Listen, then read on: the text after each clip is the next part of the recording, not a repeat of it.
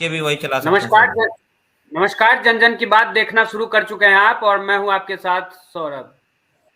हमारे साथ आज बहुत सारे लोग जुड़े हैं। मुद्दा भी आज का खास है क्योंकि बिहार के ही एक परिवार ऐसे हैं जिनको आत्महत्या करने की नौबत आ गई, और उन्होंने लगभग सरकार, प्रशासन, पुलिस सबके पास उन्होंने अपना समस्या सुनाया, लेकिन कोई मदद करने वाला तैयार नहीं हुआ उनका।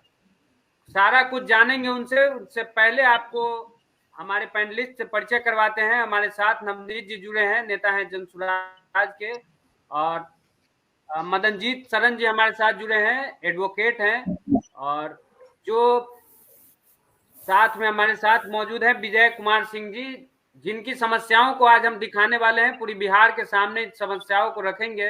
विजय जी अपने खुद की समस्याओं को सुनाएंगे पूरी बिहार को कि आखिर क्या हुआ उनके साथ, और अब तक क्यों कोई मदद करने वाला उनके साथ नहीं आया है। उससे पहले आपको एक रिपोर्ट दिखाते हैं, गौर से देखिएगा। उस रिपोर्ट में आपको सब कुछ साफ साफ दिखाई देगा।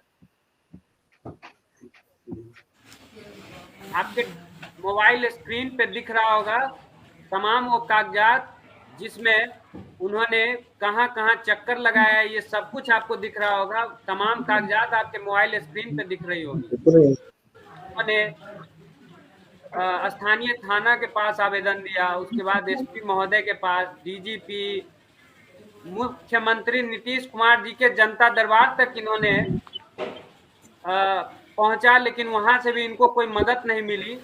और आपके मोबाइल स्क्रीन पे तमाम वो आवेदन आपको दिखाई दे रहे होंगे जिनमें इनकी पूरी समस्याएं लिखी हुई हैं।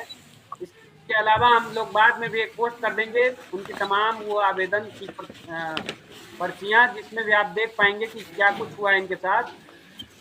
अब बढ़ते हैं हम लोग आगे अपने तमाम जो हमारे साथ जुड़े हुए हैं। आशुतोष जी भी हमारा मदद करने के लिए स्टूडियो से लगातार जुड़े हुए हैं। Ashutosh, over to you. कौन यूट्यूब चैनल? सभी पैनलिस्ट को नमस्कार। जो दर्शक हमारे हम लोगों को लाइव देख रहे हैं उन सभी दर्शकों को नमस्कार। आज का चर्चा काफ़ी इम्पोर्टेंट है। आज की जो चर्चा है वो विशेषकर उस एक परिवार के लिए है जिसको कोई परिवार प्रशासन से बिहार में प्रशासन के भरोसे चाहता है कि उसको न्याय मिले। वो मुख्यमंत्री के जनता दरबार में भी जाता है, वहां से भी उसको किसी तरीके का हेल्प नहीं मिल पाता है। उन्होंने हम लोगों को रीच आउट किया मीडिया के माध्यम से और व्हाट्सएप के माध्यम से, जिसकी वजह से हम लोगों का संपर्क हुआ। उन्होंने लिखा है हम लोगों को कि उनको ऐसी परिस्थिति हुई है जिससे उनको हो सकता है आत्महत्या करने का भी नौबत आ सकता है। विजय जी, मैं तो पहले आपसे जानना चाहूंगा कि ये मसला क्या है जो आपको आत्महत्या करने के लिए भी सोचना पड़ रहा है? ऐसा क्या हुआ है आपके साथ? हमारे साथ सर फ्रॉड, धोखाधड़ी, रिश्वतखोरी, ब्लैकमेलिंग हुआ है। यही कारण है जो 5 लाख का कर्ज हो गया है। सबसे पहले तो आप हमें जानकारी दें कि आपने हमारे को जो मैसेज किया या आपने जो हम लोग से जुड़ना चाहें, वो आपको कैसे पता लगा कि आप यहाँ जुड़ेंगे तो आपको कोई मदद मिल सकता है? क्योंकि हम सोशल मीडिया के माध्यम से, फेसबुक के माध्यम से, न्यूज़ चैनल में देखते हैं।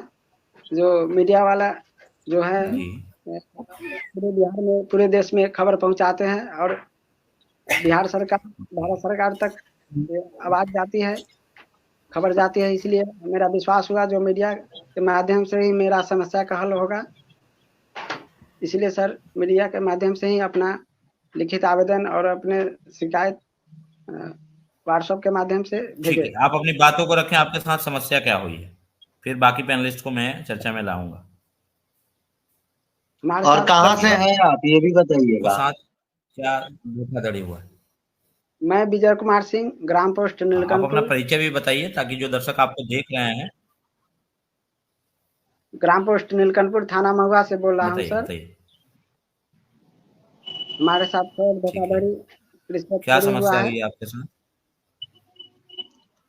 बैंक स्टाफ जो केसीसी लोन लिए पूरी सर, बात को उसमें बताइए। 50,000 रिश्वतखोरी किस? केसीसी लोन पहले पास कराए सर, तो 4 महीना लग गया केसीसी लोन लेने में। और 4 महीने के बाद मेरा केसीसी लोन पास हुआ। उसमें से 50,000 का केसीसी लोन पास हुआ सर।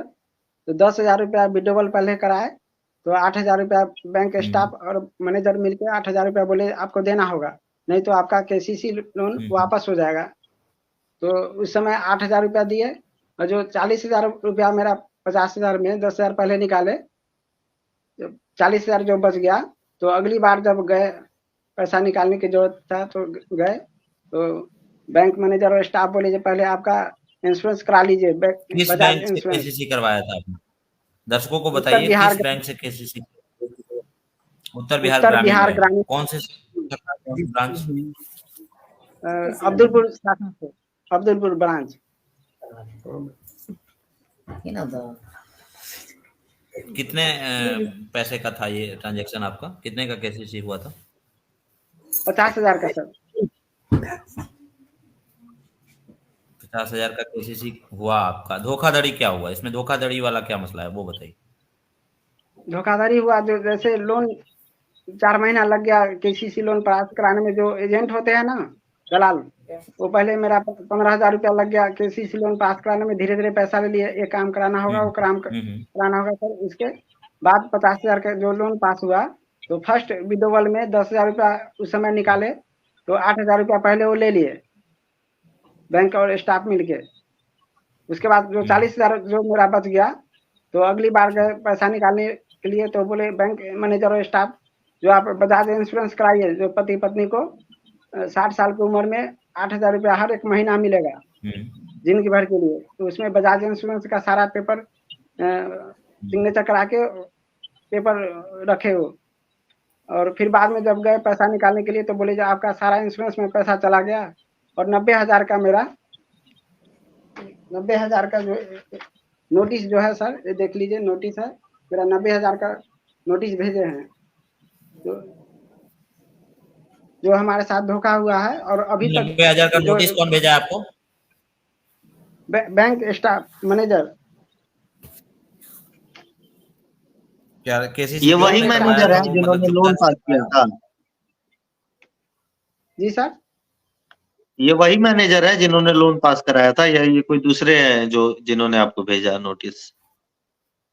नोटिस तो बैंक से ही आया है, लेकिन जिस समय हम केसीसी लोन लिए थे सर, उस समय बताया गया था जो अब बजाज इंश्योरेंस लीजिए, ले लीजिए। बजाज इंश्योरेंस जो है भविष्य के लिए 8,000 रुपया हर एक महीना मिलेगा आपको पति पत्नी के नाम से। तो मेरा अभी तक पेपर नहीं मिला सर। और ये जो मुख्यमंत्री योजना जो होता है ना, लेडीज का स्वयं सहायता योजना, उसमें सर पत्नी के नाम से दूसरा लेडीज ले लिए, 3 बार पैसा निकाल लिए। हमारे साथ फ्रॉड हुआ है, उसके लिए मैं सिविल कम गया सर। हमारा 3 बच्ची है, और मेरा जितना भी देख रहे हैं देखिए, जो भी आपके साथ समस्याएं हुई है वो आपने रखा है। मैं कोशिश करता हूं चर्चा में चंद्रशेखर जी जुड़ रहे हैं, उनको शामिल करने का। चंद्रशेखर जी, आवाज आ रही है आपको? हाँ, मैं सुन रहा हूँ, बोलिए। जी सर, हमारे साथ एक पीड़ित व्यक्ति जुड़े हैं। इनका दुख दर्द ये है, आप बीच में चर्चा में आए हैं इसलिए मैं आपको कुछ चीजें बताना चाहूंगा। इनके साथ फ्रॉड हुआ है। इन्होंने उत्तर बिहार ग्रामीण बैंक से केसीसी करवाया था। कोई चीज विजय जी मैं मिस कर रहा हूँ तो आप बता दीजिएगा। और उसमें इनसे धोखाधड़ी हुआ है। इन्होंने 40,000 का केसीसी लिया था, और उसमें इनको 15,000 शायद कमीशन देना पड़ा था। 50,000 का केसीसी लोन मेरा पास हुआ। उसमें फर्स्ट बार में 10,000 रुपया विड्रॉवल कराए। हाँ। तो 15,000 से पहले केसीसी लोन पास कराने से पहले 15,000 लगा, और केसीसी पास जब 50,000 का हो गया मेरा केसीसी, तो 10,000 पहले 10,000 से ज्यादा नहीं निकलेगा बोल के 10,000 विड्रॉवल कराए। तो 10,000 में 8,000 रुपया उसी समय ले लिए। मेरा 2,000 रुपया मिला उस समय, और जो 40,000 बच गया था सर, उसमें बजाज इंश्योरेंस का बोले इंश्योरेंस करा लीजिए। तो इंश्योरेंस का ना पेपर मिला है, ना आज तक मेरा पैसा मिला। और 40,000 का पूरा समाप्त हो गया, उसमें अच्छा, माइनस में ये पैसा जो परेशानी आपको हुई है वो आपने कहाँ कहाँ रखा है? आपने जैसे मुझे बताया था कि आपने लोकल थाने को भी संपर्क किया था, हाँ। आप एसपी आवास पे भी गए थे, एसपी ऑफिस पे भी गए थे, कहाँ कहाँ आप गए हैं अपने मुख से ही बताइए। महुआ थाना में हम 2 बार लिखित आवेदन पहले दिए, तो महुआ थाना प्रभारी आवेदन नहीं लेने से मना करके डांट के भगा दिए। फिर मैं एसपी कार्यालय गए हाजीपुर, वहाँ बोले आप सारा आवेदन देखने के बाद डीएसपी साहब बोले जो आप जाइए, आपका महुआ थाना में आवेदन लिया जाएगा। फिर मैं महुआ थाना में लिखित आवेदन दिए, तो आवेदन तो ले लिए, लेकिन FIR का कॉपी नहीं दिए गए, नहीं दिए, और बोले नहीं कोई हमारे साथ कोई समस्या का हल किए। और उसके बाद फिर लोक शिकायत निवारण केंद्र स्पीड पोस्ट द्वारा हर जगह लेटर अपना भेजे, वहां से भी कोई जवाब नहीं मिला। तो जनता दरबार में भी आवेदन दिए 2 बार, वहां से भी कोई समस्या समाधान नहीं हुआ सर। ठीक है। आप मुख्यमंत्री जनता दरबार में भी गए थे? मुख्यमंत्री जनता दरबार में भी आप गए हैं? हाँ सर, वहां से भी कुछ नहीं अथी हुआ, समस्या का समाधान नहीं हुआ।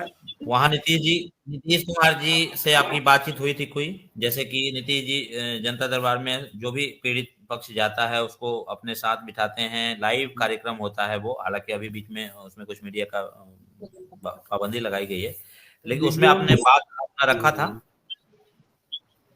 बात रखे, लेकिन कोई समस्या का समाधान नहीं हुआ उस समय। नीतीश क्या बात हुई आपकी और नीतीश कुमार जी जो बिहार के मुख्यमंत्री हैं उनसे क्या बातचीत हुई? उनसे बातचीत नहीं हुई। उनका जो स्टाफ जो थे ना, वो बोले जाइए आपका समाचार सारा बयान बता दीजिए यहाँ, उसके बाद फोन कॉल मैसेज के द्वारा, ईमेल के द्वारा जो आपका टाइम दिया जाएगा तो फिर आइएगा। तो नहीं, क्या आप मुख्यमंत्री के वहां पर कार्यक्रम में गए थे या आपको फोन पे ही कह दिया गया उधर से कि आपका समस्या का आप वहां पटना गए थे क्या? पटना नहीं रहते हैं सर, लेकिन फोन पे ही बताया गया था, वहाँ नहीं बुलाया गया। ठीक है, वहां नहीं बुलाया गया था, ठीक है। आजकल वो भी प्रक्रिया चल रही है, ठीक है। नवनीत जी, मैं आपसे समझना चाहूंगा, पहले आपको चर्चा में लाना चाहूंगा। आप जनता दरबार में पहले भी जा चुके हैं, आप वहाँ की कुछ प्रक्रियाएं जो होती है वो मूलभूत प्रक्रियाओं को समझते हैं। आप थोड़ा सा इस पे फोकस कीजिए कि क्या इनका जो मसला है वो आप समझ पा रहे हैं, और इनको जनता दरबार में जाने के बाद भी जो वहाँ के अधिकारी ही हो सकता है मिले हैं, मुख्यमंत्री नहीं मिल पाए, उसके बावजूद भी इनकी जो समस्या है वो अभी तक नहीं सॉल्व हो पाई। इनको ये लिखना पड़ रहा है कि इनका पूरा परिवार आत्महत्या करने के कगार पे है। ऐसा एक व्यक्ति जो बिहार का व्यक्ति है, उसको इस हद तक क्या समस्या हो रही है, या कि उसमें किस तरह का प्रशासन की लापरवाही आप देख पा रहे हैं? देखिए, इसका जो लीगल एस्पेक्ट है उसके बारे में मैं कुछ बोलूंगा, लेकिन मेरा बोलना शुरू में लीगल बातों पर उचित नहीं है, क्योंकि 2 बहुत बड़े और प्रैक्टिशनर हम लोग के साथ बैठे हुए हैं, वकील चंद्रशेखर जी और मनिंदरजीत जी, तो ये लोग उसको बताएंगे। लेकिन मैं आपको उसके बाद में अगर उसमें कुछ छूटेगा या जो मेरे दिमाग में है तो मैं उसके बारे में बातें करूंगा। लेकिन उसके पहले मैं एक बात बताऊं कि पहले तो मैं ये जनता दरबार के कॉन्सेप्ट के बहुत प्रशंसक नहीं हूं, लेकिन मैं भी गया था, मैं एक सामाजिक इश्यू को लेकर गया था, वो भी सॉल्व तो नहीं हो पाया मेरा। और अभी मुझे पता चला है कि अभी चूंकि इतनी ज्यादा आवेदन जा रहे हैं वहां कि पहले जो सबको बुलाया जाता था अब शायद सबको बुलाया नहीं जा रहा है, ऐसा आदेश हो गया है या ऐसा सिस्टम बना दिया गया है कि वो आवेदन को जिला वाइज छांट लिया जाता है, कुछ सिलेक्टेड को वहां बुलाया जाता है और कुछ सिलेक्टेड को फोन पर ही कह दिया जाता है कि आपका निवारण हो जाएगा। उनको कुछ चिट्ठी भी भेजी जाती है। जैसा मेरा एक मामला था, मेरा तो सोशल मामला था, एक छपरा की समस्याओं को लेके, और दूसरी बार मैंने एक और मामला डाला था कुछ बालू वगैरह से रिलेटेड। तो उसमें पहली बार तो मुझे जनता दरबार में बुलाया गया था, लेकिन दूसरी बार मुझे भी एक पत्र के माध्यम से लिख दिया गया था कि आपका समस्या का निवारण हो गया है। हालांकि बाद में मैंने उसको फॉलो थोड़ा रोकना चाहिए। क्या ऐसे परिवार को प्रमुखता से नहीं लेना चाहिए था प्रशासन को, जो आत्महत्या करने के लिए मजबूर हो रहा है? नहीं, बिल्कुल लेना चाहिए। सरकार का तो दायित्व है, एक एक व्यक्ति उसके लिए उतना ही इम्पोर्टेंट है जितना मुख्यमंत्री जरूरी है, उतना ही हर एक आम नागरिक जरूरी है। यही हमारी लोकतंत्र है और इसीलिए ये सरकारें चुनी जाती हैं कि वो किसी व्यक्ति में भेदभाव नहीं करे। तो इसके लिए तो कोई बात ही नहीं है कि ऐसा सोचना कि भाई कौन इम्पोर्टेंट है कौन नहीं है। हर व्यक्ति की समस्या का समाधान करना सरकार का दायित्व है, चाहे वो प्रशासनिक स्तर से हो, सामाजिक स्तर से हो। ये हर जुड़ाव राजनीति में बैठे हुए जिनको हम लोग पावर देते हैं, अपनी शक्तियां देते हैं हमारे बिहाफ में नीतियां बनाने का और हमारी आवाज उठाने का, ये उनका कर्तव्य और दायित्व है, तो उसे तो उनको निभाना ही चाहिए।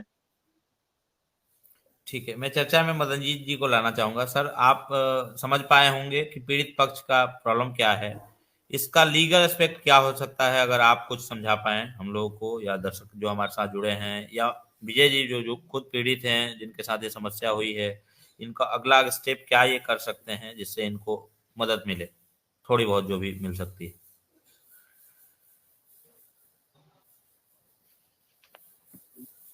मदनजीत जी हैं हम लोग के साथ?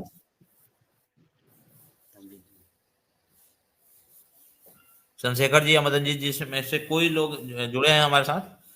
नहीं, दोनों लोग जाते। ठीक है, उससे पहले विजय जी से एक चीज और पूछना चाहते हैं।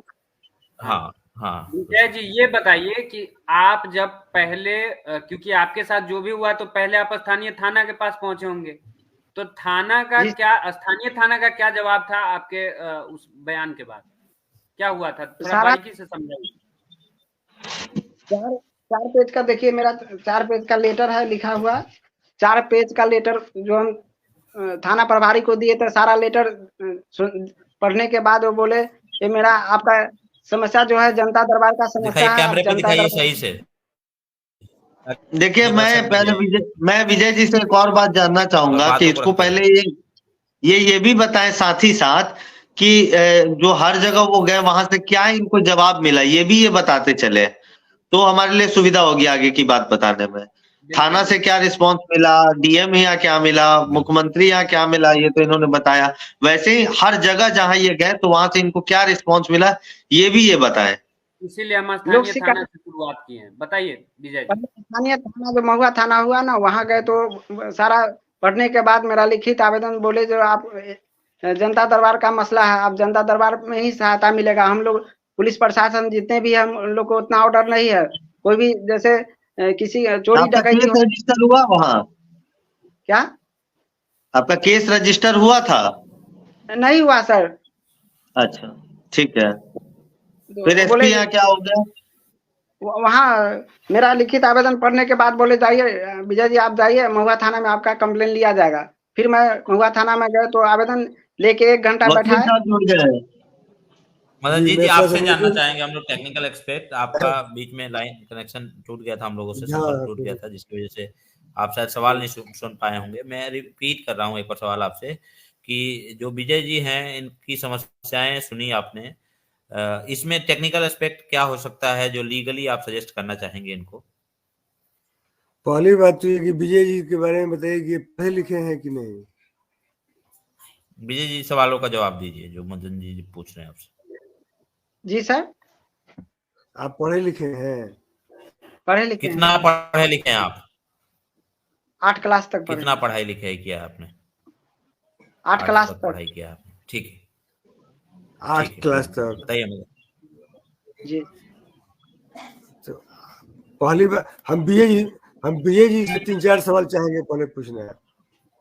बिल्कुल बिल्कुल, आप जो भी आप समझना चाहें आप पूछेंगे तभी आप चीजों को बेहतर से समझ पाएंगे। विजय जी जो भी ये पूछ रहे हैं उनका बारीकी से आप जवाब दीजिएगा, सवाल को सुनिएगा, उसके बाद जो भी आपके साथ हुआ है वो सच्चाई आप बताइएगा, ठीक है जी? पूछिए सर। जी। आप केसीसी के लोन में जो बैंक वाला जो आपके पास जो आपको पेपर दिए उसमें आप हस्ताक्षर किए थे कि अंगूठा लगाए थे? हस्ताक्षर किए थे।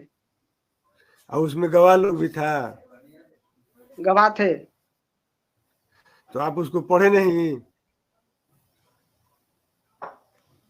पढ़ के ही लिए हैं, लेकिन जैसे 50,000 का मेरा केसीसी पास हुआ, उसमें 10,000 रुपया मेरा निकासी किए, 10,000 में 8,000 रुपया ले लिए, जो 40,000 मेरा बच गया सर। कौन ले लिया 8,000? स्टाफ जो 8,000 जो खाता भाई इधर से उधर जो करते हैं, वो तो आप दिए होइएगा तब न लिए होंगे, जबरदस्ती तो नहीं छीन लिए आपसे। नहीं बोला गया सर, नहीं, जो आप 8,000 नहीं जमा कीजिएगा तो आपका केसीसी लोन वापस हो जाएगा, फिर कभी जिंदगी में नहीं मिल मदन जी पाएगा सर। एक चीज तो सर आप भी समझ रहे हैं कि बिहार में जो व्यवस्था है उसमें एक चीज तो आजकल कंपलसरी है कि बिना घूस दिए या बिना किसी तरीके का भ्रष्टाचार का कोई आप सरकारी काम नहीं करवा सकते हैं। तो एक लाचार परिवार अगर कोई केसीसी करवाने जाता है तो अगर उससे 8,000 की रिश्वतखोरी वसूली जाती है तो एक नागरिक के तौर पे इनकी कमी तो है ही, लेकिन उस बैंक के उस कर्मी का भी तो कमी है जिसने इनसे पैसे वसूला है लोन दिलाने चलिए के खैर नाम ठीक पे। है, ये भी चलिए जी ठीक है, ये बताइए तो आप मानिए यहाँ तक आप थाना, एसपी, डीएसपी, मुख्यमंत्री तक सब जगह दिए, कहीं आपको कुछ नहीं हुआ? कुछ नहीं हुआ सर। कुछ नहीं हुआ तो आप वैशाली जिला में घर हुआ आपका? वैशाली जिला हुआ सर। तो वहां आप सीजीएम के न्यायालय में कोर्ट कंप्लेंट कर सकते हैं। सुन रहे हैं विजय जी? उसकी प्रक्रिया बता दीजिए। उसमें कुछ नहीं करना है, वहां जाके आप अपने किसी परिचित वकील साहब से मिलिएगा, वो परिवाद पत्र कोर्ट में दाखिल कर देंगे, वहां आपकी गवाही होगी, 2 और गवाही होगा, सब काम हो जाएगा आपका। मदनजीत जी, मैं इसमें एक बात समझना चाहता हूँ।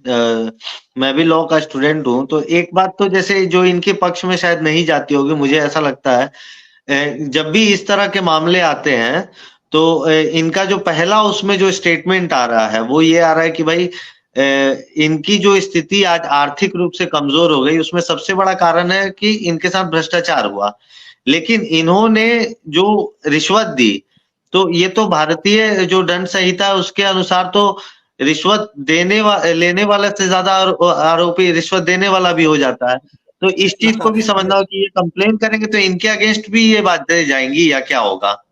नहीं, उसमें ये सब थोड़े कहना है कि हाँ भाई हम अपने घूस दिए हैं, उसमें ये तो बोलेंगे ही ना, ये तो सामने से बोल रहे हैं। वो तो वहां जो अपना जाएंगे अपने न्यायालय में, अपना वकील साहब इनको बताएंगे कि क्या क्या इनका परिवार दाखिल होगा, किस तरह से होगा, कि ये भी सेफ रहेंगे इनके काम। लेकिन मेन चीज है कि जो बैंक का लोन इन पर हो गया है उसके लिए राष्ट्रीय लोक अदालत में जाएंगे, वहां समझौता करा के इनका लोन माफ हो सकता है। चूंकि फॉर्जरी लोन हुआ है, वो लोक अदालत में वहां जज लोगों को पावर है, इनका लोन वहां माफ करेगा लोग बैंक से बातचीत करके, समझौता करके। एक बात और कहना चाहते हैं सर, बिहार सरकार का, भारत सरकार का जितना भी इंश्योरेंस है, करीब 35 लाख का मेरा इंश्योरेंस है और मेरा 5 लाख का खर्च के कारण बहुत हम परेशान है सर, जो कि मेरा सारा प्रूफ है हमारे पास, देख लीजिए जितने भी इंश्योरेंस है बिहार। अरे वो सब ठीक है, वो सब से कोई मतलब नहीं है। आप जो वहाँ लोक अदालत लगता है ना, किसी वकील साहब से मिलिएगा, वहाँ लोक अदालत लगता है, राष्ट्रीय लोक अदालत हर 3 महीना पर लगता है सब जिला में। उसमें आप जाइएगा, बैंक से बात करके वहाँ के जज साहब, मेंबर लोग आपका लोन भी माफ करवाएंगे, बहुत कम पैसा लगेगा आपका। हम गए थे सर, लोक अदालत में गए थे, 9 दिसंबर को लगा था, तो उसमें गए थे, तो उस समय बोला गया जो मेरा अप टू डेट चाहिए, ये जो लोक अदालत का जो पेपर है ना 9 तारीख के ही चाहिए, पहले वाला नहीं चाहिए। तो पहले मेरा नोटिस मिला हुआ था सर, देख लीजिए। लेकिन वहाँ का बोले ना 9 तारीख का ही, आज का ही डेट का चाहिए, नहीं तो फिर अगले 3 महीने के बाद आपका जो भी समस्या है होगा, समाधान होगा। ठीक है, जाइए, आपके लिए सबसे अच्छा रहेगा लोक अदालत, क्योंकि बैंक का तो लोन आप और दिखा रहा है ना, चाहे जैसे भी हुआ हो, तो उसका भी माफी, उसमें भी बहुत कम हो जाएगा, चाहे माफ हो जाएगा, चाहे आपको रिलीफ मिलेगा वहीं से। और एक बिजली बिल का भी समस्या है। एफआईआर के लिए आपने लोकल थाने में संपर्क किया था, तो वहां आपकी मुलाकात एसएचओ से हुई थी या कोई दूसरा व्यक्ति से हुआ, मतलब कोई दूसरे अधिकारी से हुआ? एसएचओ से हुआ। नाम बताएंगे आप एसएचओ का? नाम तो मालूम नहीं है सर, लेकिन एसएचओ साहब ही क्या बोला आपको? देखे थे। तारीख याद है? तारीख तारीख बताइए, उन्होंने एग्जैक्ट आपको क्या बताया वो बात बताइए, उन्होंने उनका क्या जवाब था? उनका सारा पढ़ने के, मेरा लिखित आवेदन पढ़ने के बाद बोले आपका समस्या जो है जनता दरबार का समस्या है। पुलिस प्रशासन इसमें कुछ नहीं कर सकती है। पुलिस प्रशासन सिर्फ जैसे डकैती हो गया, चोरी हो गया, किसी का मर्डर हो गया, उसमें जाती है। मदनजीत जी, ऐसा समस्या और भी यहाँ पर आ रहा है क्या, या इनके साथ जो मदन जी, समस्या है ये यूनिक समस्या है? ये आपसे भी समझेंगे। आपसे ही समझना चाहेंगे हम लोग कि जो अगर ये थाने में कोई पीड़ित व्यक्ति अपनी परेशानियों को लेके जाता है तो उस पे एफआईआर भी नहीं होनी चाहिए? मतलब आप इसमें पुलिस प्रशासन की कोई कमी मानते हैं या नहीं मानते हैं? नहीं, ये जो कह रहे हैं ये इनका यूनिक केस लग रहा है। क्योंकि मान लीजिए किसी भी बिहार के किसी कोई भी थाना ऐसा मान लीजिए थाना नहीं किया, एसपी है, डीआईजी है, आईजी है, काहे नहीं होगा? आजकल तो ऑनलाइन हो रहा है एफआईआर। अब ऑनलाइन भी किए हैं सर, बिल्कुल। लेकिन वो बोलते हैं पहले आप महुआ थाना में आवेदन दीजिए, उसके बाद आपका कोई भी मदन कार्रवाई जी, होगा। महुआ थाने के बाद आप कहाँ गए? महुआ थाने में आपको नहीं मिला सपोर्ट, या महुआ थाने में आपको कोई मदद नहीं किया गया आपके जो प्रशासन वहां पे है उसके द्वारा? उसके बाद आप कहाँ गए? उसके बाद हाजीपुर गए एसपी कार्यालय में। एसपी कार्यालय से आपको नहीं, क्या जवाब मिला? मैं एक बात आशुतोष जी समझना चाहूंगा इसमें, कि जैसे विजय जी बता रहे हैं, इन्होंने केसीसी वाली भी बात कही, इन्होंने उसके बाद बैंक से दूसरे लोन की भी बात कही, लीगल नोटिस की बात कही, फिर अब ये बिजली की भी बात कर रहे हैं। तो ये मतलब क्या एक मिनट सुन लीजिए, क्या ये एक पे एक आपके पास समस्या आते गया? और जैसे अब बिजली का आपने समस्या बोल दिया, तो क्या इसको लेके भी आप फिर अलग से गए थे, या सब आप एक साथ लेके कहीं पर जाते हैं, या ये एक के बाद एक आते गया? ये बात समझाइए। नहीं, एक जो बिजली का मेरा समस्या है सब एक ही बार हम समस्या को महुआ थाना में भी दिए, और एसपी लोक शिकायत निवारण केंद्र बिजली वाली समस्या बताइए।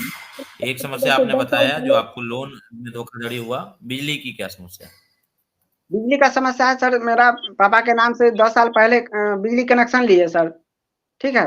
और मेरा हर एक महीना एवरेज बिल 400-500 के हिसाब से हर एक महीने हम बिजली विभाग में, महुआ बिजली विभाग है वहां हम जमा करते गए ऑनलाइन के माध्यम से। और मीटर 5 साल बाद मीटर लगा सर, और मीटर लगाने के बाद 5 साल बाद मीटर रीडिंग किए, 1.5 लाख का बिजली बिल भेजे हैं सर, जो कि मेरा बिजली बिल यहाँ है, 1.5 लाख का बिल है।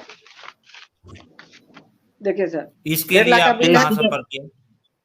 कितने दिन का? इसके लिए पहले बिजली ऑफिस में 1.5 लाख का है। इसके 3 बार बिजली ऑफिस में लिखित आवेदन दिए थे, हमारे साथ मीटर रीडिंग गलत हुआ है जांच के लिए, तो वहां से भी कोई समस्या अभी वहाँ पे जो आपके महुआ ब्लॉक के जेई हैं उनको बताया आपने? उनको भी बताया सर, उनसे भी, जेई से भी मिले। हाजीपुर जेई, हाजीपुर और पटना का जेई जो नेट से हम निकाल के व्हाट्सएप नंबर, ईमेल के माध्यम से उनका सारा अपना लिखित आवेदन और जो प्रूफ है और जो पैसा जमा किए हैं सारा बिल का रखे हुए हैं सर। ये बिल है, सारा बिल है, और सब बिल देखा है। तो बोले ठीक है, आपका मीटर गड़बड़ होगा, या आदमी भेजते हैं मीटर रीडिंग के लिए या जांच के लिए। तो फिर अभी जो आपका मीटर लगा हुआ है वो स्मार्ट मीटर है या कौन सा पुराना वाला बिजली वाला है? पुराना बिजली वाला मीटर है, पुराना जो लगा था 10 साल पहले वो मीटर है। अच्छा, अभी वही है?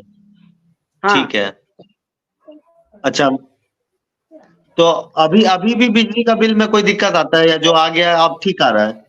नहीं, ठीक नहीं आ रहा है। 1.5 लाख का बिजली बिल आ गया तो हम जमा नहीं किए, वो जो गलत है। 2 महीना आज हम जमा किए, 2 महीना के बाद मीटर रीडिंग किए तो 1.5 लाख का बिजली बिल निकला। जब से हम कनेक्शन लिए तब से जो मीटर लगाया है ना सर, एक ही बार रीडिंग किए हैं 2 महीना पहले, जो एक ही बार 1.5 लाख का मीटर आया, जो हम पैसा जमा करते गए हर एक महीना, 2 महीना 3 महीना पर, तो माइनस करना चाहिए ना सर।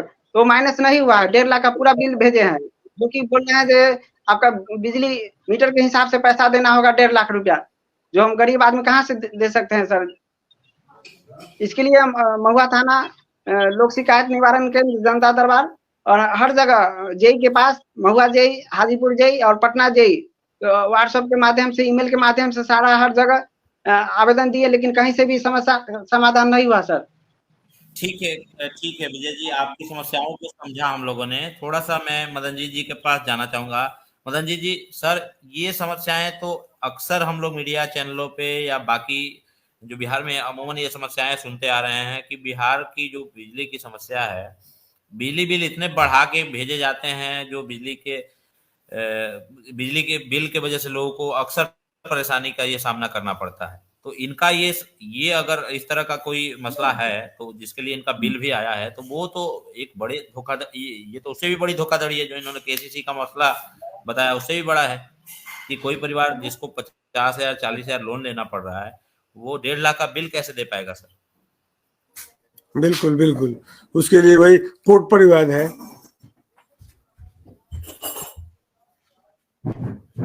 जी, क्या तो उसमें प्रक्रिया कोई उसमें जैसे कि मुख्यमंत्री को या जो भी उस तरह के अधिकारी हैं, उनको मतलब कोई राहत नहीं पहुंचाना चाहिए?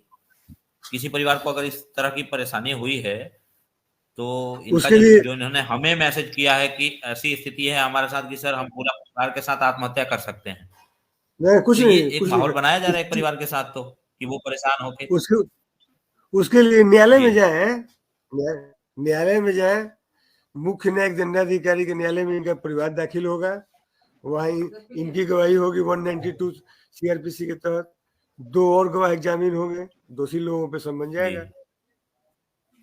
बहुत इजी प्रक्रिया है, कोई दिक्कत नहीं है उसमें। ठीक है। उसमें एक तो क्या न्यायालय में जाना दो है विजय जी, आपको आप चीजों को समझ रहे हैं तो विजय जी नोट भी गौर करते से रहें, सुनिएगा, आपके वकील लिए साहब ये जो भी फायदेमंद आपको होगा। बता रहे हैं, विजय जी गौर से जी, सुनिएगा मुझे जो भी लेकिन वकील साहब मदन जी बता रहे मैं हैं। एक चीज और जानना चाहूंगा कि परिवार को एक फाइनेंशियल मतलब प्रॉब्लम भी होगी अगर किसी वकील को हायर करना है या कोर्ट में जाना है, तो मैंने अगर उसके उस लिए समस्या वहाँ से अगर है, ये जूझ रहे हैं तो उसमें उसके क्या? लिए उसके लिए हर जिला में जी विधिक प्राधिकार सेवा खुला हुआ है, लीगल एड में मिलता है, लॉयर वहाँ विधि प्राधिकार सेवा में जाएंगे ही, इनको वहाँ मिल जाएंगे। लेकिन सर जितनी चीजें ऑनलाइन हम के लोग माध्यम आसानी से तरीके से चर्चा कर ले रहे हैं, उतनी आसानी से तो व्यवस्था है नहीं बिहार में। एक परिवार कोई अरे भाई थाने में जाता है, अपनी समस्या को बता रहा है। जी जी बोलिए सर, कुछ बोल रहे हैं? तो ये वो ऑनलाइन के माध्यम इनका एगो यूनिक समस्या लग रहा है, एक सेकंड क्योंकि विजय जी बिहार बोलने में दीजिए, ऐसा पहले वकील साहब को बोलने दीजिए। इनका एगो यूनिक समस्या लग रहा है, क्योंकि कोई ऐसा जिला नहीं जो थाना में मान लीजिए कार्रवाई नहीं हुआ, ठीक है मानते हैं भाई हम, अब एसपी साहब, डीएसपी साहब, डीआईजी साहब, कहीं इनको कोई नहीं सुनेगा, कहे भाई ऐसा तो होता नहीं है। अगर नहीं हुआ बिल्कुल तो कोर्ट में कहे नहीं गए अभी तक, कोर्ट में जाने में कौन इनको, कोर्ट में जाएंगे वहाँ पैसा इनके पास नहीं रहेगा, तो हर तरह के वकील हैं कोर्ट में, अपना कहेंगे कि भाई हमारे पास पैसा नहीं है, लोग अपना काम करेंगे, इनका क्या नहीं करेंगे। ठीक। विजय जी आप पहले तो मुझे ये बताएं कि आप जब एसपी कार्यालय में गए तो वहां से आपको क्या बताया गया, या वहां से कोई मदद मिला या नहीं मिला? वहां से भी कुछ मदद नहीं मिला। वो बोले आप लिखित आवेदन जो है वो महुआ थाना में फिर से जाके दीजिए, तो वहां भी फिर गए, दे दिए आवेदन, थाना प्रभारी आवेदन ले लिए, लेकिन एफआईआर का कॉपी नहीं दिए, और नहीं वो बोले कि देखिए आपको फोन विजय से जी, आपकी समस्याओं को तो हम लोगों ने कम या ज्यादा समझ लिया, ठीक है। तो अभी मैं एक बात अभी जो कहना चाहूंगा, जो मुझे वकील साहब से भी समझ में आया और मेरी अपने भी सुझाव उसमें है कि अभी आप थोड़ा सा धैर्य बनाए रखें, ठीक है। 2 बातें हो सकती हैं, या तो आपकी कार्रवाई नहीं हुई जो आप बता रहे हैं तो हम उसे सच ही मान रहे हैं, और कई बार ऐसा होता है कि हम प्रयास तो पूरा करते हैं लेकिन जो प्रयास का तरीका होता है तो शायद हमने कभी ठीक नहीं अपनाया होता है। अपने मतलब बहुत चीजों के बारे में सबको हर चीज के बारे में समझ नहीं होती है, लेकिन वकील साहब चूंकि बहुत कॉन्फिडेंटली ये बात को बोल रहे हैं कि नहीं सुनवाई होनी चाहिए, इतने जगह पे जाने के बाद कहीं ना कहीं होनी चाहिए, और अगर नहीं हो पाई उससे भी कोई कोर्ट में बात नहीं है, जाइए, तो उसके लिए भी प्रक्रिया बताई कोर्ट है, में वो भी एक अच्छी बात है। कोर्ट में जाइए। और मैं आपको अपने तरफ से भी एक सुविधा बताऊंगा कि जो जन सुराज हमारा जो संगठन है, इसके जगह जगह कार्यालय या सहायता केंद्र भी खुले हुए हैं, आप वहां पर भी जा सकते हैं। आपके महुआ में भी है, और ये क्या बोलते हैं हाजीपुर में भी, उनका एड्रेस मैं आशुतोष जी के माध्यम से आपको भिजवा दूंगा। वहां आप जाएंगे, किसी व्यक्ति से बात करेंगे तो वहां के स्थानीय लोग भी अगर आपको दिक्कत होगा तो जरूर आपकी मदद करेंगे। आप वहां पर भी एक बार जाएं। हमारा वो हर जगह वो संगठन है, जिला लेवल पे, अनुमंडल लेवल पे, ब्लॉक लेवल पे, तो आपके इर्द गिर्द जो भी हमारी सहायता केंद्र होगी मैं आपको उसका पता भिजवा दूंगा आशुतोष जी के माध्यम से, तो आप वहां भी जाएं। तो इसके बाद आप देखें इस प्रक्रिया को अपनाकर और जो वकील साहब ने बात बोली है उसको आप एक बार ध्यान दें, अगर उसको कुछ नहीं समझ में आया हो तो उनसे दोबारा अभी आप पूछ के उस बातों को अच्छे से समझ लें। ठीक है सर, लेकिन मेरा 35 लाख का बिहार सरकार और भारत सरकार का जितने भी इंश्योरेंस है, बीमा है, पीएफ अकाउंट है, जॉब कार्ड है, सब में 35 लाख का इंश्योरेंस है और 5 लाख का कर्ज के कारण हमारे परेशान किया जा रहा है, टॉर्चर किया जा रहा है, गाली गलौज किया जा रहा है। उसके लिए भारत मुक्त कर्ज मुक्त कौन भारत परेशान अभियान कर रहा है? आप अपनी परेशानी तो बता चुके हैं, लेकिन परेशान कौन कर रहा है उसका नाम नहीं बता पाया अभी तक। कौन परेशान कर रहा है आपको? जैसे बैंक से 2 बार नोटिस आ गया और गांव देहात से कर्ज लिए है। जो बच्ची के शादी में मेरा 3 लड़की है, जो 2 लड़की बड़ी है, 1 लड़की छोटी है। तो 2 लड़की का शादी में और पत्नी की बीमारी में कर्ज लिए और आर्थिक लॉकडाउन के बाद आर्थिक स्थिति खराब होने के कारण तो ये तो आपने निजी कर्ज लिया है ना? जी सर। हाँ ठीक है। तो सूद ज्यादा लग रहा है ना सर। जैसे हमको वो आपने मेरे को बताया कि वैशाली एसपी के पास भी गए थे आप। एसपी साहब का नाम बता सकते हैं आप? किनसे बात हुई थी आपकी? रवि रंजन कुमार। रवि रंजन कुमार, आपकी डायरेक्ट बात हुई है रवि रंजन कुमार से? जी सर। वो बोले सारा समस्या, उन्होंने अपने तरफ से कोई थाने को कॉल किया था रिपोर्ट लेने के लिए, आपका कंप्लेन लेने के लिए? कंप्लेन भेजे और लिखित आवेदन भी भेजे। तो रवि रंजन सर एसपी लिखा हुआ था, एसपी कार्यालय। उधर से फोन आया तो बोले सारी समस्या सुनने के बाद बोले आप डीएम को कॉल कीजिए, डीजीपी सर को। पटना में ही रहते हैं तो डीजीपी सर को कॉल कीजिए। तो फिर डीजीपी सर को कॉल किए तो वहाँ कार्यालय में जो आदमी थे तो बोले आप सारा समस्या सुनने के बाद पहले बोले महुआ थाना में आवेदन देने के बाद ही कुछ हो सकता है, हम लोग कुछ नहीं कर सकते हैं। ठीक है, आपकी बातों को तो हम लोगों ने उठाया है अपने माध्यम से। दर्शकों या पब्लिक को एक चर्चा के विषय से हम लोगों ने समझने की कोशिश की कि जो भी परेशानी आपको हुई है उसमें क्या बेहतर तरीका हो सकता है। एक पब्लिक होने के नाते या एक आम नागरिक होने के नाते मेरी सलाह तो आपको बस यही है कि आप पहले तो वैसे कोई कदम जो आप लिख रहे हैं मैसेज में वैसे सोचे नहीं। आपको जो भी परेशानियां हुई है वो क्षणिक मात्र हो सकता है, आप उसके लिए परेशान हैं, लेकिन वो आने वाले समय में ठीक हो जाएंगी। जो लीगल एस्पेक्ट है, हमारे साथ मदनजीत जी जुड़े हैं, उन्होंने आपको बताया ही। एक बार दोबारा मैं मदनजीत जी के पास जाना चाहूँगा कि सर और क्या-क्या चीज़ें ये करते हैं जिससे इनको जो भी अभी समस्या है उससे राहत मिल सकता है इंस्टेंट। मदनजीत सर।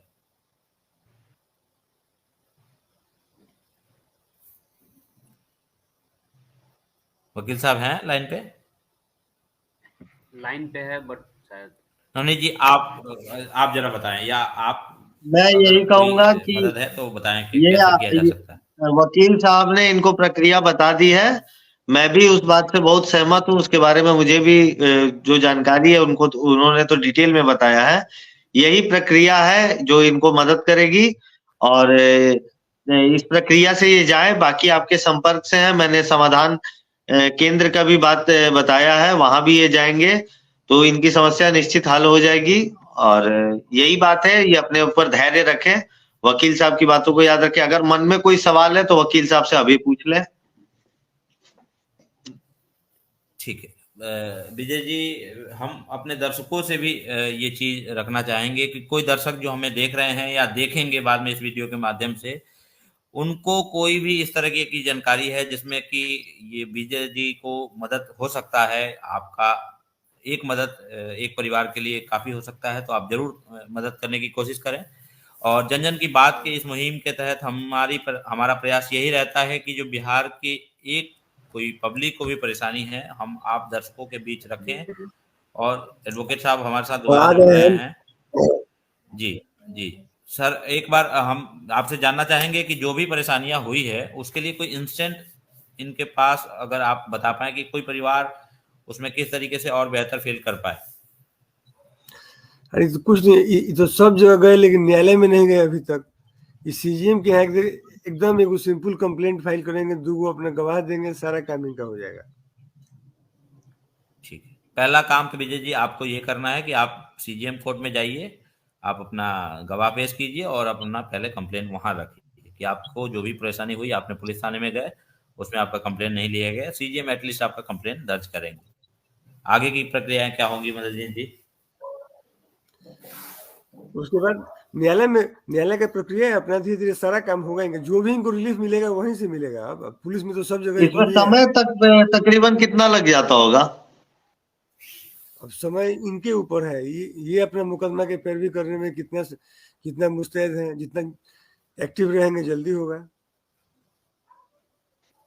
ठीक है, मतलब जो भी इनको परेशानी है उससे समाधान निकल सकता है ना? तो एज ए वकील मदन जी ने आपको यही सलाह दिया है, जो मैं समझ पा रहा हूँ विजय जी, कि आप होपलेस ना होए। आपकी जो समस्या है वो ठीक हो सकती है, थोड़ा आप धीरज रखें।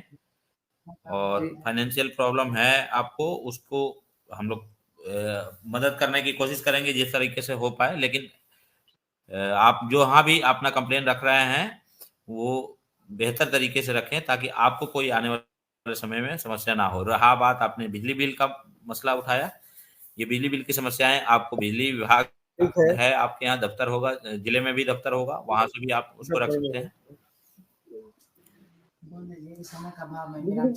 ठीक है विजय जी। आशुतोष जी, हम जरा सा क्षमा चाहेंगे, कुछ हमारे क्लाइंट लोग आए हुए हैं बाहर। जी जी जी सर, बिल्कुल। हम लोग कार्यक्रम को भी यहीं पे आगे एंड करना चाहेंगे। आप को बिल्कुल इजाजत है। दर्शक जो हमारे साथ देख रहे हैं उनको बहुत बहुत धन्यवाद। विजय जी, अगर आप 1 मिनट रुकेंगे जी। आपने हमें टाइम दिया, विजय जी को टाइम दिया, उसके लिए बहुत बहुत धन्यवाद मदनजीत साहब। विजय जी, आप अपनी बातों को रखें, फिर हम लोग आपका जो केस। बिल्कुल बिल्कुल सर, धन्यवाद। नवनीत जी, आप कुछ सलाह देना चाहें या सौरभ जी? नहीं, मैंने तो सलाह दे ही दिया, और इनकी मदद के लिए मैंने कह भी दिया कि सहायता केंद्र का मैं उनको पता दूंगा। वो लोकल हैं, वहाँ के लोकल लोग जुड़े हुए हैं, तो वो ज्यादा अच्छा बताएंगे भी इनको।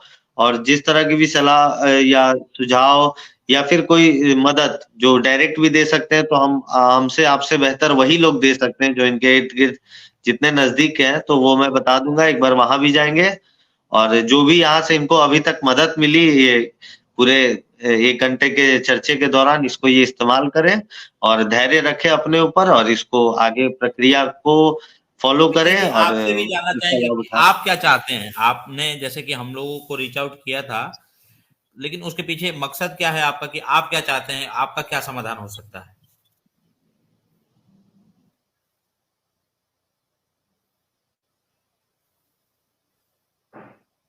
आवाज आ रही है विजय जी? जी विजय जी, बताइए आपको क्या लगता है, क्या समाधान हो सकता है?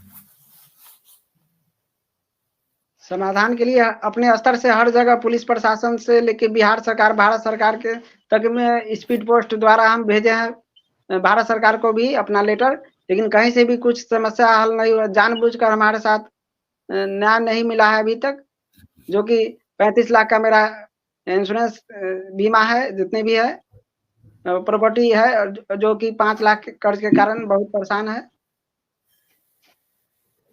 आप क्या चाहते हैं? मदद के तौर पे क्या चाहते हैं? मतलब आप दर्शकों को समझा पाए कि आप मदद के तौर पे क्या चाहते हैं? पुलिस प्रशासन से कोई मदद चाहते हैं? मुख्यमंत्री से कोई मदद चाहते हैं? लीगली जो एस्पेक्ट हो सकता है। जी जी बोलिए। मदद चाह रहे हैं। जो बिजली विभाग का जो समस्या है मेरा 1.5 लाख का, वो हम नहीं दे पाएंगे क्योंकि गरीब आदमी है सर, मजदूर आदमी है। और मेरा जितना भी लोन है केसीसी हमारे साथ फ्रॉड हुआ है, उसके लिए कौन सा समाधान करना होगा जो कि मेरा कर्ज मुक्त हो जाए, कर्ज के कारण जो परेशान है सर। तो आप एक बार जेई को अपने रीच आउट कीजिए, उसमें कोई भी समस्या आती है आप लोग हमें दोबारा एक बार संपर्क कर सकते हैं। अगर हमारे तरफ से कोई मदद हो सकती है तो बिल्कुल हम लोग करेंगे, क्योंकि एज ए पब्लिक या एज ए बिहार का सिटीजन होने के नाते हमारा भी दायित्व है कि कोई परेशानी आपको हुई है तो हम लोग मदद करें। जो भी दर्शक हमारे साथ जुड़े हैं, अगर वो किसी तरीके की मदद कर सकते हैं विजय जी को तो जरूर करें। विजय जी, आप अपना नंबर चाहें तो बता दें दर्शकों को, आपको कोई कॉल करके जरूर उसमें कोई मदद कर सकता है, लेकिन वो आपकी इच्छा है। अगर आप चाहें तो नंबर नहीं, मेरा नंबर है 72 50 94 75 01।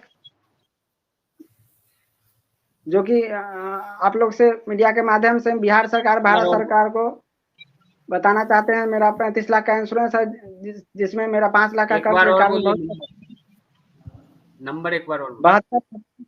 72 50 94 75 01। बिल्कुल, चलिए ये कार्यक्रम हम लोग कोशिश करेंगे खत्म करें। ये दर्शकों के जनजन लिए की बात मोबाइल की स्क्रीन पे उनका नंबर दिख रहा होगा। में हमारा दर्शकों के प्रयास यही था कि जो एक समस्या पर एक परिवार, बोलिए सौरभ जी कुछ बोले। नंबर उनका शो कर रहा होगा हाँ, मोबाइल दर्शकों स्क्रीन के पे। लिए ही मैं ये कहना चाहूंगा कि जो दर्शक यहाँ देख रहे हैं, अगर उनको कोई ऐसा सुझाव है जो उनके दिमाग में चल रहा है, वो हेल्प कर पाए तो ये ज्यादा अच्छा है। और नंबर भी सौरभ जी ने डिस्प्ले किया है यहाँ पे विजय जी का, जिनको ये समस्या हुई है, जो जिनको ये परेशानियां हुई हैं, अगर कोई आप उसमें मदद कर पाए तो इनके लिए ज़्यादा बेहतर हो पाएगा। और डायरेक्ट लगातार अगर हमारी ये उनके मुहिम पास जारी नहीं पहुंच पाते रहेगी। हैं तो हम लोगों के जरिए भी उनका मदद कर सकते हैं। बिल्कुल, अगर आप डायरेक्टली उनको मदद करने में असमर्थ हैं तो हमारा जो नंबर है वो भी डिस्प्ले हो रहा है, आप लोग हमारे थ्रू भी उनको मदद पहुंचा सकते हैं। कोई प्रशासनिक अगर चाहिए होगा तो हम आपके साथ खड़े हैं, नवनीत जी आपके साथ खड़े हैं। बाकी जो हमारे साथ पैनल में जुड़े थे, हम लोग कोशिश करेंगे उनको भी आपके मदद के लिए जोड़ें। विजय जी, आप परेशानियों को एक बार साइड रखें, जो सोल्यूशन हो सकता है उस पर जरूर सोचें, आपका परेशानी ऑटोमेटिक खत्म हो जाएगा। परेशानी, किसी भी परेशानी का हल आत्महत्या तो बिल्कुल नहीं हो सकता है, तो आप उस तरफ तो सोचे ही मत। आपके परिवार को या आपके घर परिवार में जो भी परेशानियां हुई हैं वो ठीक हो जाएगी, आप रहेंगे तभी ठीक हो पाएगी। कार्यक्रम को हम लोग खत्म करेंगे। नवनीत जी, कोई बात अगर आप रखना चाहें तो रख सकते हैं। नहीं, धन्यवाद। इस मुहिम के तहत जो आप लोग की युवा होने के, बिहार के युवा होने के नाते आप लोग लगातार ये बहुत अच्छा कार्यक्रम चला रहे हैं। पहले भी राजनीतिक मुद्दों पर चलाया है और आज तो मैंने समाज का एक बहुत ही बड़ा समस्या, जो शायद सिर्फ विजय जी का नहीं, कई लोगों से जुड़ा हुआ समस्या है। इससे बहुत लोगों को एक लाभ और आत्मबल मिलेगा। तो इसके लिए आप जैसे युवाओं का बहुत धन्यवाद करना चाहूंगा और अपने आप को भी मैं बहुत अच्छा सौभाग्यशाली मानता हूं कि भाई मुझे लगातार इस पैनल से जुड़ने का अवसर मिलता है, अपनी बातों को रखने का अवसर मिलता है और ये लगातार सकारात्मक पहल की तरफ जा रही है। ये सबसे हमारे लिए आन बान शान की बात है कि भाई हम जहाँ से जुड़े हैं और जो बातें हम कर रहे हैं वो समाज में कहीं ना कहीं सकारात्मकता फैलाने के लिए है, जागरूकता फैलाने के लिए है। बिहार को एक सशक्त और अच्छी राजनीतिक व्यवस्था और नेतृत्व देने की भी इसमें जो हमारा लक्ष्य है, इसके लिए भी बहुत मैं प्रोत्साहित महसूस करता हूं। आप लोगों को धन्यवाद देता हूं कि आप लोग इससे जुड़े और आशा करता हूं कि विजय जी को इससे मदद मिले और ये कार्यक्रम ऐसे ही चलता रहे, बढ़ता रहे, हम जुड़ते रहे, ये कारवां बढ़ता रहे, लोग और भी जुड़े और ये बिहार का एक बहुत ही अच्छा बड़ा प्लेटफॉर्म बने, जहाँ से आज विजय जी को अगर कुछ सहायता मिल पा रही है तो ऐसे अनेक हजारों लाखों लोगों को सहायता मिले और लोग जुड़े, बातें रखें और हमारे कुछ बदलाव आए, सकारात्मक बदलाव आए, जिससे लोगों की समस्या कम हो और लोगों में आत्मविश्वास बढ़े। बिल्कुल जी, विजय जी आपसे आज्ञा चाहेंगे हम लोग और दर्शकों से भी आज्ञा चाहेंगे। इस मुहिम के तहत हम लोगों ने आपकी बात को रखा प्रमुखता से और हमारे जो भी दर्शक या जो नेता कोई वैसा प्रशासन से जुड़ा हुआ आदमी देखेगा इस वीडियो को, तो मैं जरूर चाहूंगा कि आप विजय जी की मदद जरूर करें। हमारी बार बार यही अपील है दर्शकों से कि आप हम इनकी मदद करें, हमारे द्वारा कर सकते हैं हमारे द्वारा करें, या इनका नंबर हम लोग डिस्प्ले कर रहे हैं उस पर मदद करें। मदद इसलिए जरूरी है कि कोई परिवार के साथ प्रॉब्लम हुई है तो एक व्यवस्था जो बनी है प्रशासनिक, उस वो अगर नहीं मदद कर पा रही है किसी तरीके की, तो एक परिवार न्याय का हक रखता है, उसको न्याय मिलना चाहिए। कोई फाइनेंशियल, ठीक है, अगर वो सक्षम है, अभी नहीं पे कर पा रहे हैं, तो मैं बैंक से जुड़े हुए जो अधिकारी हैं उनके लिए भी यही कहना चाहूंगा कि आप लोग एटलीस्ट देखें उसमें क्या माफी किया जा सकता है या उसके लिए कोई टाइम बढ़ाया जा सकता है, तो आप उस पर काम करें जरूर। और हम लोग कोशिश करेंगे कि जो आपके यहाँ के लोकल थाने हैं, मतलब थाना है, उससे जो अधिकारी हैं उनसे कल बात करेंगे, आज तो नहीं हो पाएगा। तो विजय जी, आपको अगर वहां से कोई मदद मिलता है तो जरूर हम लोग आपको आगे बता देंगे। ठीक है विजय जी, जी, आपसे हमारी संपर्क लगातार रहेगी। अगर आपको कोई परेशानी होती है तो हमें बताइएगा, हम लोग आपके लिए मदद के लिए तैयार रहेंगे। जी, बहुत बहुत धन्यवाद, आपने अपनी बातों को रखा। नवनीत जी, आप हमारे साथ चर्चा में जुड़े हैं। सभी दर्शकों का बहुत बहुत धन्यवाद। जन जन की बात इस मुहिम को लगातार हम लोग चलाते रहेंगे और जनता के बीच में एक प्रयास रहेगा कि जनता की जो बातें हैं, जन सरोकार के जो मुद्दे हैं, वो आप दर्शकों तक पहुंचाते रहें। सभी दर्शकों को बहुत बहुत नमस्कार। बहुत बहुत नमस्कार, धन्यवाद।